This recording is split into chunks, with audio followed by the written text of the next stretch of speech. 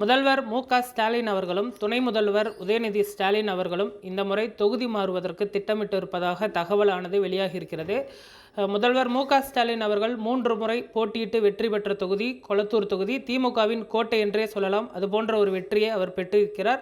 கடந்த 2011ஆம் ஆண்டு அவர் போட்டியிட்ட பொழுது சைதை துரைசாமியை எதிர்த்து போட்டியிட்டார். அப்பொழுது 2000 வாக்குகள் வித்தியாசத்தில் முதல்வர் மு.க.ஸ்டாலின் வெற்றி பெற்றது குறிப்பிடத்தக்கது. அதேபோன்று 2016ஆம் ஆண்டு அதிமுக வேட்பாளர் ஜே.சி.டி. பிரபாகரனை எதிர்த்து போட்டியிட்டு 37,000 வாக்குகள் வித்தியாசத்தில் வெற்றி பெற்றார். அதேபோன்று 2021ஆம் ஆண்டு பார்த்தோமென்றால் ஆதி ராஜாராம் அவர்களை எதிர்த்து போட்டியிட்டு சுமார் 70,000 வாக்குகள் வித்தியாசத்தில் வெற்றி பெற்று மிகப்பெரிய ஒரு திமுகவின் கோட்டையாக மாற்றி வைத்திருப்பது குறிப்பிடத்தக்கது. அதேபோன்று கொளத்தூர் தொகுதியை பொறுத்தவரை முதல்வர் மு.க.ஸ்டாலின் அவர்கள் ஏராளமான நலத்திட்ட உதவிகளையும் அதேபோன்று தேவையான ஒரு நலத்திட்ட உதவிகளையும் செய்திருப்பதும் குறிப்பிடத்தக்கது. இதனால் அங்கு எதிர்பார்த்த வெற்றியை முதல்வர் அவர்களால் பெற முடியும் என்றும் தெரிய வந்திருக்கிறது. இருந்தாலுமே கூட வரக்கூடிய சட்டமன்ற தேர்தலில் கொளத்தூர் பெரிய தொகுதியாக இருப்பதனால் அவர் தொகுதி மாறி போட்டியிடுவதற்கு திட்டமிட்டு இருப்பதாக தகவல் வெளியாகியிருக்கிறது.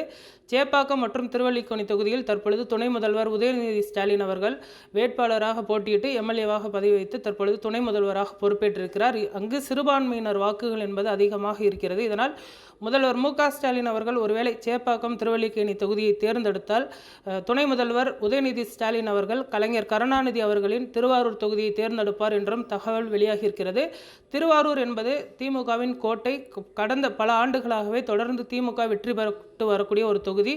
அங்கு கலைஞர் கருணாநிதி அவர்கள் பலமுறை போட்டியிட்டு வெற்றி பெற்றிருக்கிறார். முதல்வராக பொறுப்பேற்றிருக்கிறார். இதனால் திருவாரூர் தொகுதியை இந்த முறை விட்டுக் கொடுக்காமல் ஒருவேளை முதல்வர் குடும்பத்திலிருந்து ஒருவர் போட்டியிடலாம் என்று எதிர்பார்க்கப்பட்டால் துணை முதல்வருக்கு அந்த தொகுதி ஒதுக்கப்படும் என்றும் தகவல் வெளியாகியிருக்கிறது. அதேபோன்று முதல்வர் அவர்கள் கொளத்தூர் தொகுதியிலிருந்து மாறுவாரா என்ற ஒரு கேள்வியும் எழுந்திருக்கிறது. ஏனென்று சொன்னால் கடந்த பல ஆண்டுகளாகவே அந்த தொகுதிக்கு பல்வேறு நலத்திட்ட உதவிகளையும் செய்திருக்கிறார். அதேபோன்று அமைச்சர் சேகர்பாபும் மேயர் பிரியா அவர்களும் அந்த தொகுதி முழுவதும் சுற்றுவைந்து ஏராளமான நலத்திட்ட உதவிகளையும் செய்திருக்கிறார்கள். இதனால் கொளத்தூர் தொகுதியில் போட்டியிட்டால் வெற்றி பெறுவது என்பது எளிது. இருந்தாலுமே கூட கொளத்தூர் ஒரு பெரிய தொகுதியாக இருக்கிறது. இதனால் சேப்பாக்கம் திருவல்லிக்கேணி தொகுதியில் போட்டியிடலாமா என்ற ஒரு ஆலோசனையும் தற்பொழுது நடைபெற்று வருகிறது.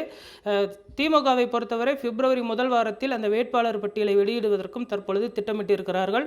முதல்வர் அவர்கள் டிக் செய்யக்கூடிய அந்த தொகுதி என்ன என்பது வரக்கூடிய காலத்தில் தெரிய வரும்.